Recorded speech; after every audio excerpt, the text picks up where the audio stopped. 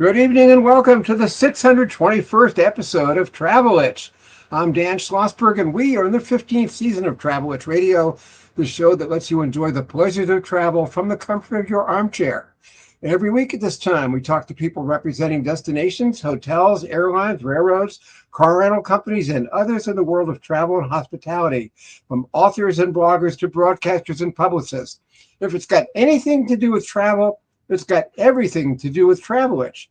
Our guest tonight is my longtime friend, Melody Pittman, a prolific travel journalist and longtime friend. Welcome, Melody, to Travel Itch Radio. Thank you so much. I'm so excited to be here. And we're glad to have you.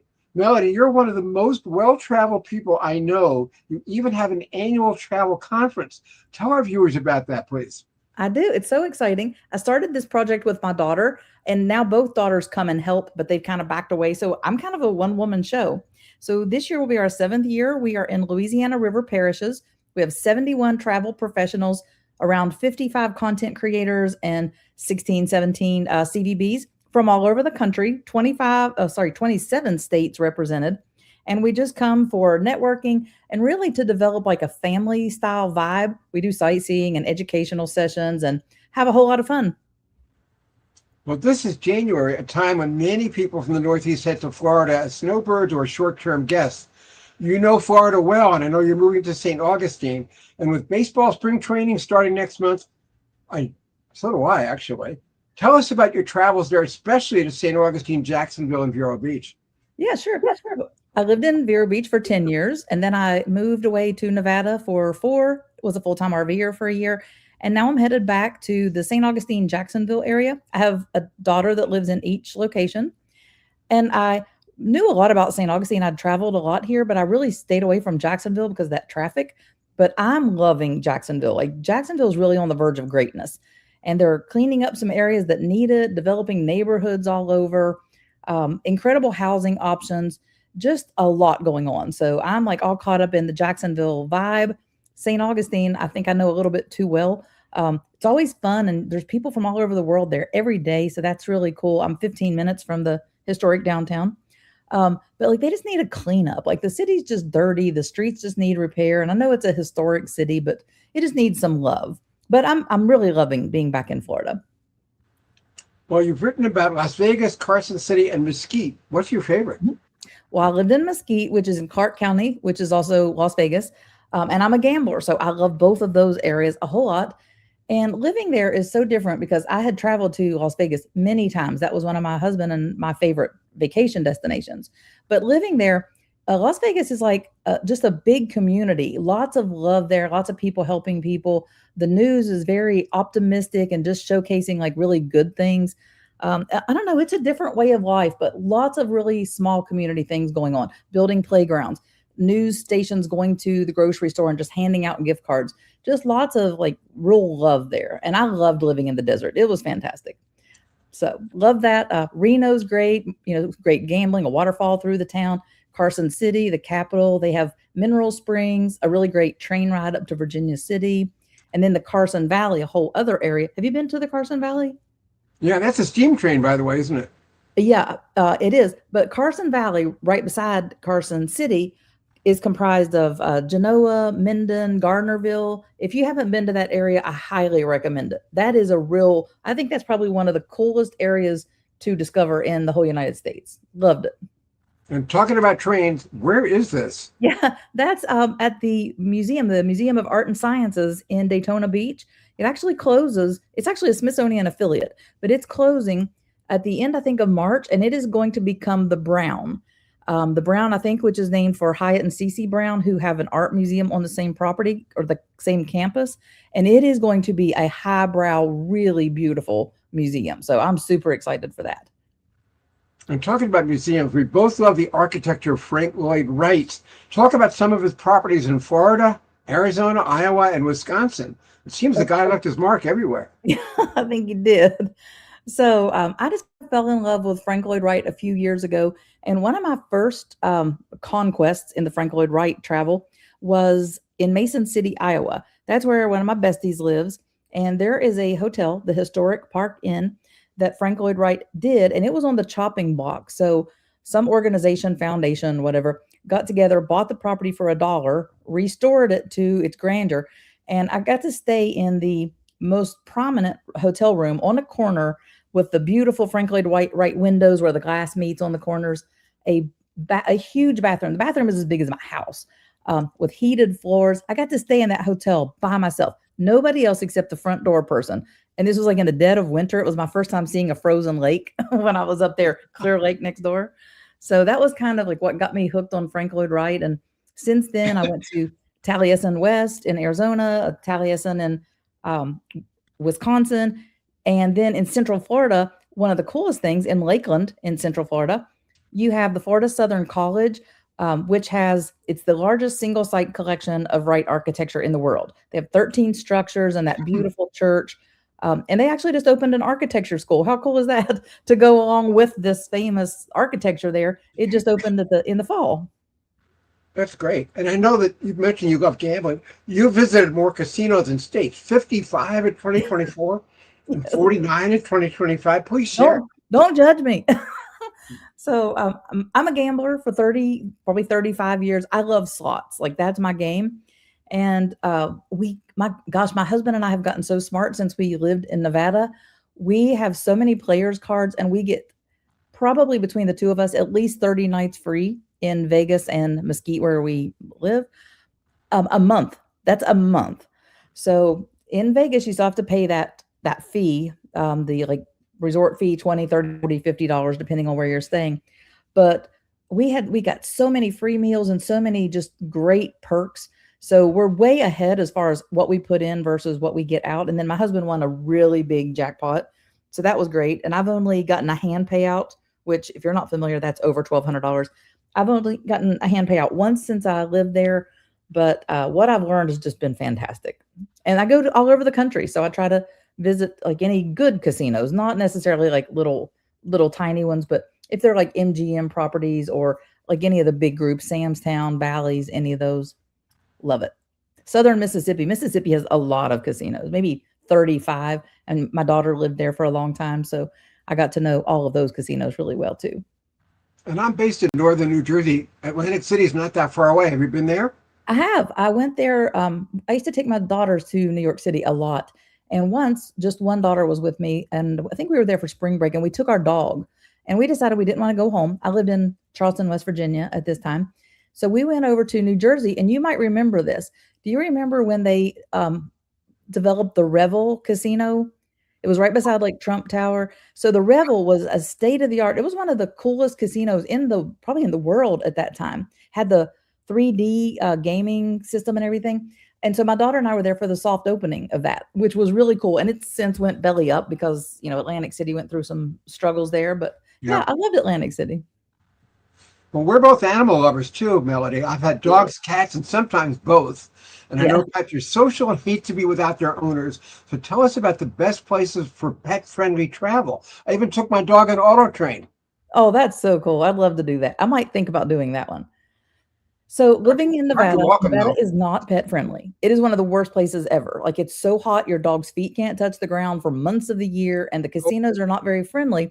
But we have a King Charles Cavalier. He's 15 pounds. We got him as a puppy with some casino winnings, and we would put him in a dog stroller. So there's a term for that, little stroller dogs. So we would put him in the stroller and just take him to casinos, and nobody ever said anything to us. Well, because we went to certain casinos a lot, and he's so well behaved in his little stroller, a lot of restaurants would let us just come in and push him like in a corner at our table and eat with him there.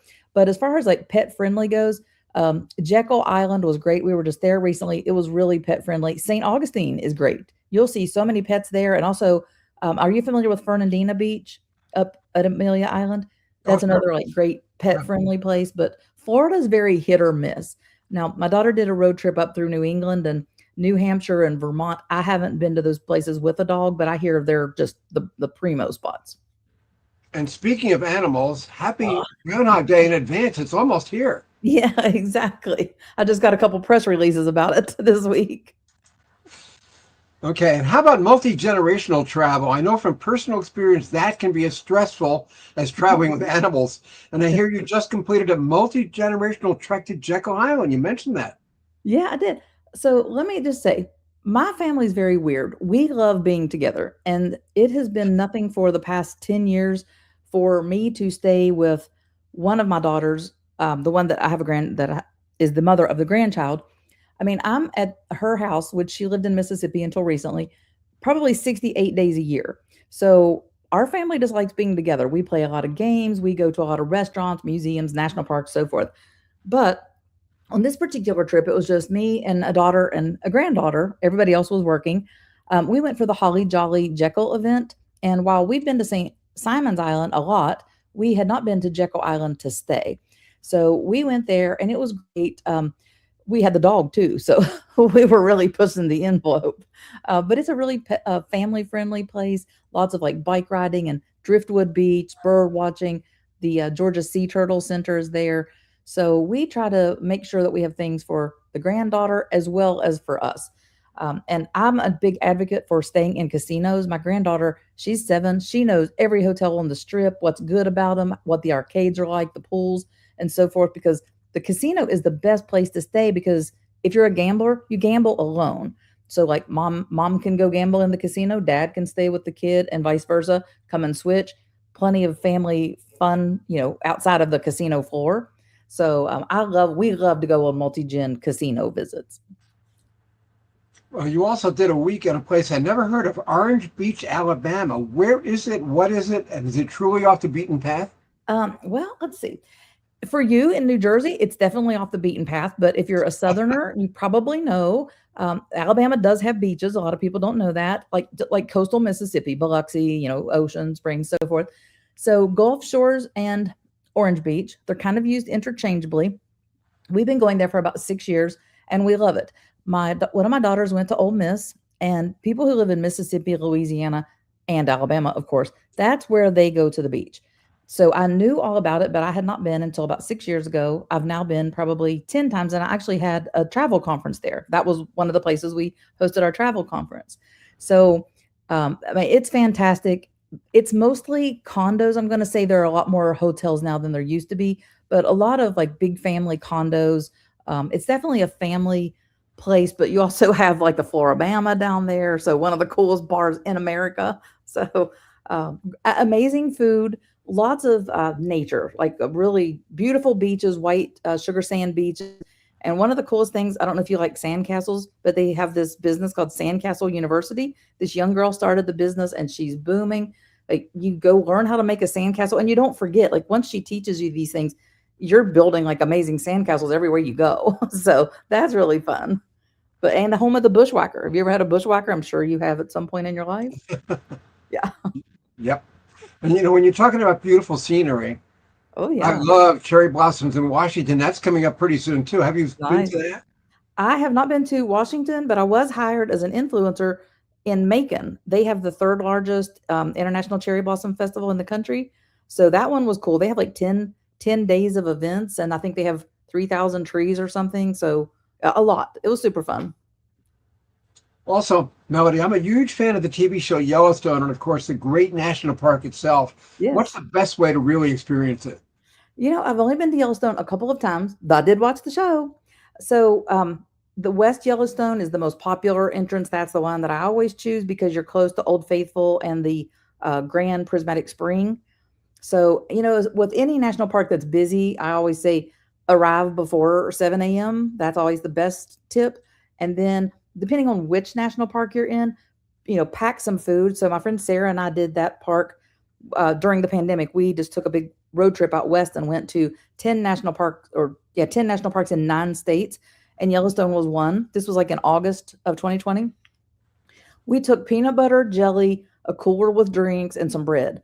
And you just pull over and make yourself a sandwich, have some snacks or something. So you can like be there for the whole day, like bring everything you need. So another just great tip, bring everything you need. But don't feed the buffalo. Absolutely. Just admire them. That's one of my favorite animals. So yeah. Okay, not far from there is the new Theodore Roosevelt Presidential Library Museum opening this year. Can you give Yes. us a preview? I love the show Elkhorn about TR's time in the Dakota Badlands in 1880s. Okay.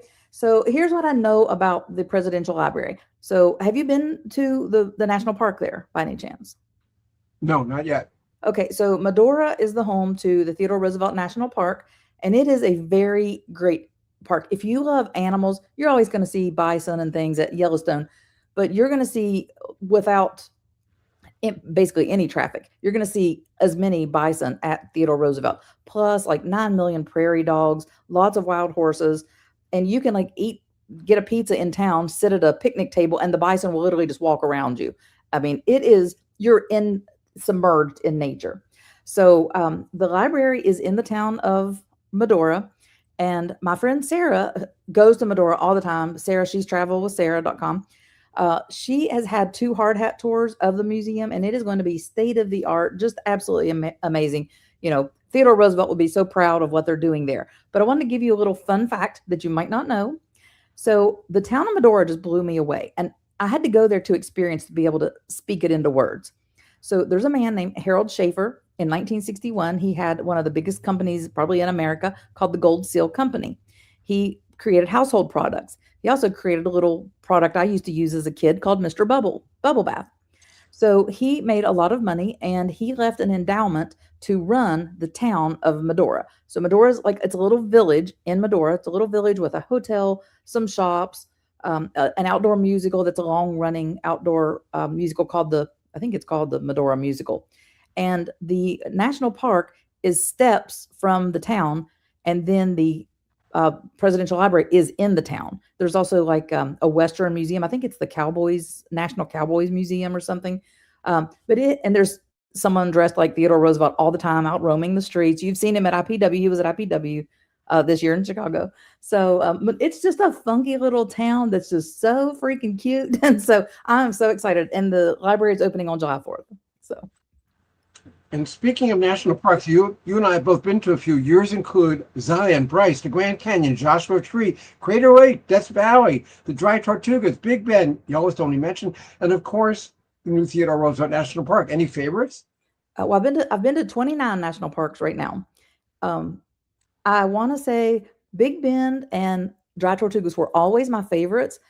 Then I moved to Nevada, and Big Bend doesn't seem all that great anymore because it's literally like kind of where I lived. And then all the Utah parks, I have that same beauty pretty much where I lived in Mesquite. So for me, it's Glacier. There is nothing in this country like Glacier National Park. I mean, if you going to the Sun Road from the top of that, even to the bottom where the rocks are kind of colored, where you can like kayak down there at the bottom of the village, I just love like every single thing about Glacier. It is a really special place. How about you? I agree with you on Glacier. It's a little known national park. I think it's certainly not comparable to Yellowstone. Right, But, right. it's great. And those red coaches, is that Glacier? Am I Yeah, yeah. correct? I think so. Yeah, I think so too. Yeah, yeah. It was amazing. And we might cross paths during baseball spring training in March since you're moving back to Florida I sure hope so. and some games. Best time of the year for me. Yes, so I lived in Florida for 10 years in Vero Beach, as I said, and I love this coast because I like the teams that practice on the Atlantic coast of Florida. But I will say that's our rite of passage for spring. So when I lived in West Virginia, it's like getting tulips, all those flowers or whatever. And when I lived in Nevada, I don't even think we even knew, spring was here. So because the season's going to run together there. In Florida, spring baseball, that means springtime is here and we're good to go. Well, Fort Lauderdale doesn't have a team anymore, but it's close to the Palm Beaches where there are three. Yes. And I know you're looking forward to seeing how Fort Lauderdale has changed over time. It's going to play host to IPW this year, so we'll both be there. What can I expect when I go? I will say my Fort Lauderdale posts on my blog, wherever I may roam, blog.com, those are some of my top producing, like that's the top page views for my articles. I don't know why, like I've been to Fort Lauderdale, probably 24 times, but for whatever reason, people love those blog posts. So just a rundown of things that could be on our IPW agenda. There's like Sawgrass Mills, 350 stores. Like that's such a huge outlet store. And pretty much, I think all of Central America go there to shop. The Hollywood, which is just a neighborhood, they have all the great murals and art galleries. They have a broad walk as opposed to like a boardwalk. That's really fantastic. All kinds of cool things you can rent to like ride along it. They have Butterfly World, the Florida Panthers. That's where, of course, the hockey team is. Flamingo Gardens, the Ann Cold Nature Center. Lauderdale by the Sea is a really cute little area. airboat course rides at the Everglades. I'm sure the Everglades will play a factor in our conference. But anyway, it's going to be exciting. And there's a restaurant called Michael's 15th Street Fisheries. I love that place. Yeah, I have that in my notes right here. That's one of my favorite places to eat. Yeah. Okay, we agree. But if you like Mexican food, you got to go to Rocco's Tacos, and we have those all over Florida. But man, Rocco's Tacos is so delicious. Good name. Good name. Okay, I want to tell our viewers you're listening to Travel Edge Radio with Dan Schlossberg. Find the archive show on YouTube, LinkedIn, WhatsApp, X, and Facebook. And we're talking with travel journalist and longtime friend Melody Pittman. Melody, in addition to your expertise on casinos, you're something of a theme park maven. Oh, So what's new at Disney World, SeaWorld Orlando, Busch Gardens Tampa? How about Universal and so many others? Any favorites? So, I mean, I love them all. Truly, I love them all. I've been a Disney pass holder for probably 10 years. So we go to all those parks. Disney, it's like a love-hate relationship with Disney. They do so many great things, but then they have rides down and they're doing construction and they never discount the price of the tickets. So that's kind of a bummer. SeaWorld is one of my new favorite parks. I went for the first time when IPW was in Orlando. Then I went to the one in San Antonio, and then I've been back to the one here in Florida. They do a fantastic job. And SeaWorld and Busch Gardens are owned by the same company. So they both have like all those food festivals like Disney does. And it's much, much, much cheaper. They also have lots of great concerts. In fact, I just got the SeaWorld concert list for their springtime. I don't know the name of it. I think it's Seven Seas, something or another. And I mean, the musicians are great. So I plan on going there a few times.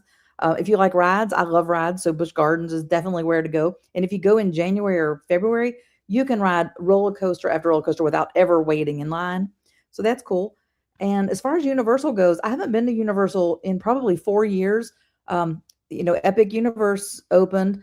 I haven't been there yet. We wanted to take the family for Christmas and they didn't want to go. They just didn't really care. So maybe sometime soon I'll make it to Universal so I can see how that goes. But I really like Universal. Less crowd than Disney. I think a better bang for your buck than Disney. But it's still Disney. So there's all that fun. And talking about national parks, this is the 250th anniversary of the United States. Yeah. And Independence National Park in Philadelphia. This is the Betsy Ross House. Oh, that is one that really should be experienced. And the All-Star Game is going to be in Philadelphia too. So it's a really big deal. Oh, that's going to be nice. Yeah, I haven't been to Philly. We were just watching something on TV the other night. There was an ad for Philadelphia, and I took my kids when they were really young. But as an adult, and especially as a travel blogger, I have not been to Philadelphia at all. I had to fly in there for a conference this year, but I was just there and a friend picked me up. So I didn't even get to go see the Rocky statue. Like, I'm such a Rocky fan. So that was a bummer. And if you do go to Philly, you got to ride the ducks. That sounds fun. I would love that. I like that cheesy stuff. That's an amphibious tour. It's half in water and half on land. Yeah, I've done that in Oregon, in Portland. Yeah, I did that in Boston. It's all over the place. Oh, no, I didn't do it in Portland. Not Portland. I did it in Seattle. It's great. Yes. We have to mention RV travel. Didn't you just finish a whole year traveling around in an RV? It was a couple of years ago. My husband and I sold our house. We had no experience with RV travel. We bought a fifth wheel and traveled the country for a year. We would have done it longer, but at that time, diesel was about $7.99 a gallon. That we were in Nevada at the time. That's how we ended up in Nevada. We just needed to put down roots because gas and diesel was so expensive. So that's where we planted, our feet for 4 years. But we did have an RV. We just sold it to our daughter a few months ago. We RV'd back across the country. I get to drive across the pass in Colorado. That was a thrill, let me tell you. Through the Eisenhower Tunnel, that area. That was really very well. Yeah, so I had a Ram 3500 dually, and that was kind of my dream car. And then I got to pull my RV with it, and I was a great driver. So I loved pulling the RV. And my husband and I had our very gender specific, his roles, her roles in doing it. So it was super fun. We saw a lot of the country, but RVing, besides buying your rig, I can stay in a hotel for almost the same price as what it is for an RV campground or for like a nice RV campground. So for us, it was just like, yeah, we just don't want to pay or we want more flexibility in our travels. So now our daughter, like there's lots of, if you want to live in an RV, there are great rates at RV parks, like you get monthly rates. So just to give you an example, in Florida, some of the RV parks for snowbirds are $4,300 a month because they're only coming for a few months. But if you live there full time, it's $1,400. So yeah, RVing is expensive, but we saw some amazing things. Probably our favorite place to RV was New Mexico. Loved that. And people listening to this or watching this probably think you're always on the run, but not really, because here you are relaxing on a swing. Where is this? Well, that's in West Virginia. And I was really busy at that moment. So I'm from West Virginia and I wrote a book called 100 Things to Do in West Virginia Before You Die. It's part of a national book series through Reedy Press in St. Louis. So this I'm in West Virginia at this time. This was in the fall doing a 2-week book tour. So I'm just signing books at different places around the state. This one was more library centric. I went to a lot of different libraries, but West Virginia did this tourism deal 2 years ago, and they started building these almost heaven swings. So this is in front of Tamarack, which is on I-77, I think, whenever you're on the West Virginia Turnpike. So if you've gone from Florida, from your house to Florida, you've passed through West Virginia. A lot of people never stop, but if you're going to stop there. It's an absolute beautiful place to get out and stretch your legs. Amazing artwork there, and a great restaurant. They also have grab and go food and so forth. So, And people might not remember, but the first two words of John Denver's song, West Virginia, are almost heaven. oh yeah, and he had not even been in West Virginia when that song came out. But if I have a second to tell you, I've heard that song in 36 countries and probably 29 states. So it is very, like, nothing can make me cry more than hearing John Denver. And my family, we were in Barcelona when our kids were young. Nobody spoke any English, like, at all. And we're in a Starbucks so that my kids can use the bathroom. So I'm in line waiting to buy something. And here are all these people singing Here Comes Country Roads, like on the radio there. Everybody's in there that speaks Spanish singing Country Roads in English. I later learned that the Hermes House Band, which was a European, like, house band music, they redid that song. So that's why so many Europeans know Country Roads. So I thought that was so cool.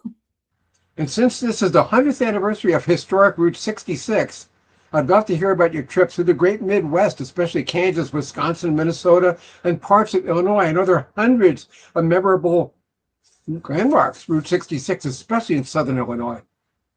Yes, and while my trips have not been Route 66 specific in those areas, I do travel to those areas a lot and, hit or miss going to Route 66 spots. Most of my Route 66 has been Los Angeles, like Carl's or San Bernardino, like all of Gallup, New Mexico, and Arizona areas. But I'm just talked this week with two girlfriends, and we are going to do the whole Route 66, and we're going to fly into LA and then start the drive over to Chicago. So that's going to be super fun. We kind of like travel all at the same speed. We want to see it, but to stop and take some pictures where we want, and then we'll plan where we're going to spend the night, I guess. But anyway, I'm excited for that because I've never done it start to finish. But of course, anytime I can see anything on Route 66, I'm going to stop for that. And I have another friend who's from West Virginia, very good friend, Mark Bowman, who covers the Braves for MLB.com, is from West Virginia. Oh, really? Okay. What area? I think Charleston, but I'm not positive. Okay. That's where I was from. Yeah. But he wrote a book called The Franchise about the Braves, came out last year. Pretty good. Oh, okay. Cool. And speaking of books, any books about you? I know you wrote that book about West Virginia. Right. West Virginia. Any others? How many books? No, they've asked me to write some other books, but I live so far away from West Virginia. I didn't want to write another West Virginia book, but there could be a book in my future. I don't know yet, and I haven't signed a contract, but there could be a book in my future. And how about your awards? I know you've won some. I have very mixed thoughts about this. Most of the writers organizations, you have to submit yourself and submit your work and pay a fee to join. And so, yes, you might win and all that sort of thing. But to me, that's not really an award because, like, nobody discovered it or anything. I nominated myself. That's not me. Like, I'm not into that. So have I won an award? I did win an award for my Facebook Live series, which was called The Good, the Bad, and the Pretty. That was through the Midwest Travel Network. But other than that, no awards. But I have really and truly, since I started this job 12 years ago with no experience, because I'm not trained in journalism or social media or communications or any of those things, I have worked with every brand I have ever wanted to work with, any brand I could dream of. And I do have a new Instagram Live show that just started this month called The Rome Report. It's a once a month show. So I'm anxious to see where that goes. But as far as any other awards, nope, not really. And most of your travel is domestic. Have you been abroad too? Yes. I've been to 49 countries. We actually own homes in Panama. We built a subdivision in Panama. So I've been to a bunch of countries. I love Eastern Europe. Like I absolutely love anywhere in Eastern Europe. That's just kind of my jam. My favorites were Russia and Istanbul, or my favorite cities were St. Petersburg and Istanbul. Until I traveled to Turkey, I really had not ever felt like I'd stepped out of my comfort zone, and I was so out of my comfort zone, and I loved that. So I've been to Turkey a few times and loved everything about it, and Greece. You can't go wrong with any kind of vacation in Greece, but I think a lot of people wait too late because Greece is not easy to get around in with the uneven, the bricks and so forth. So like I just hope that people that are listening, like live your best life now. Like don't wait. Don't wait. Do you prefer traveling with a group, traveling alone, or some of each? I think probably some of each. My dog and I are going on a road trip tomorrow. We're headed to Savannah. And since I'm moving back to Florida, and this is like a great location for doing road trips because you can be somewhere great in very short time. I think that we're probably the dog and I are going to do several little small trips, just a few days here and there, different places. Because when I lived in Vero Beach, I was 8 hours to get out of the state of Florida if I was going anywhere west, and 4 hours to get out of the state if I was going anywhere north. So I'm at a much better location now. And then I'm sure that the daughters and granddaughter, son-in-law, and I will be going to New England. I haven't spent much time in New England, and it's been a lot of years since I've done much travel there at all. So I really want to like spend some time there. Maybe you could show me around. Oh, there's where you go. Fenway Park. Oh, I love that. I have not been there, but my kids have. They love Boston. Absolutely. That's one of their favorites. Well, also JetBlue Park in Florida looks like a little Fenway Park. Oh, really? Where is that? What city is that in? It's in Fort Myers. It looks Okay. just I like a haven't been there. miniature Fenway Park. Okay. We got to get there. Yes, definitely. Okay. What are your travel plans for 2026 besides the dog trip? Yeah. So I'm going to Las Vegas next week, and then I have my conference. And one of my girlfriends and I just booked a transatlantic cruise because I had so many great accumulated points with Carnival from gambling. We got this 14-day cruise for $350 each. Like it was amazing. And I've wanted to do a transatlantic cruise for probably 12 or 15 years. So I'm anxious to do that. It's just going a few places. I think we end up in Barcelona, but it goes to like Gibraltar and a few places I haven't been, southern Spain. I'm headed to Washington later in the year and most likely Delaware. And then, like I told you, hopefully that New England area. I want to get some discount cruises being here in Florida again. There's great discount cruises. I'm not a big fan of cruising the Caribbean though. Like I want a little bit more something to like wrap my mind around. Like I want to learn something. So I like more history as opposed to tropical islands. So anyway, hopefully there's going to be some good cruises in my life. And I've been on 54 or 55 cruises. I can't even keep them straight, but I want to cruise for like the cheapest amount of money I can. So, because I think that a lot of people are looking for a bargain with things being so expensive. And so that's going to be like one of my focuses this year. And then like casino travel, taking my family to some different casinos. So other than that, that's all I've got at the moment. And Melody, when do you work? Do you ride on the road or do you wait till you get home? I mostly do influencer stuff. So I do so much social media, which I do on the road. But when it comes to writing, unless I'm in my hotel room and like I have some time factored in for just like downtime, I mostly write like whenever I get home. So when I'm home, I'm really, really working. Okay. How can our viewers get more information on what you're up to? You can check out my blog, wherever I may roam, blog.com. It's a Metallica song with the word blog.com. You can follow me on any of my social channels. I'm on Facebook, Instagram, TikTok, YouTube, all those, wherever I may roam blog. Let me get that in there. Pinterest, like I've been big on Pinterest for about 12 years. Same thing. All of them are wherever I may roam blog. And what's the dog's name? Dexter. He thinks his name is Dexter Good Boy because he is such a good boy. He's a beautiful dog. Okay. I saw his picture posted a little while ago. Our guest this evening on Travel Itch has been accomplished travel journalist Melody Pittman. Longtime friend and colleague. Always good to see you and talk to you. Thank you, Melody, for joining us on Travel Itch. Thank you so much. And I look forward to seeing you in May or sooner at baseball. That'll be great. See you in March. Next Take care, Dan. months. Okay. Thank you. Bye-bye. And listeners, don't forget to get your best baseball companion for the remainder of the postseason, which is kind of short now, just a month. It's my book, The New Baseball Bible, 480 pages for a little more than a sawbuck. Such a deal, an oversized, illustrated, unorthodox history of America's national pastime. It's both a bathroom book and a coffee table book. Read it backwards and still enjoy it. That's The New Baseball Bible with Shohei Ohtani on the cover. Get it from Amazon.com tonight. And that's it for this edition of Travel Itch. We're off next week because of IMM Travel Conference in New York, which I'm covering.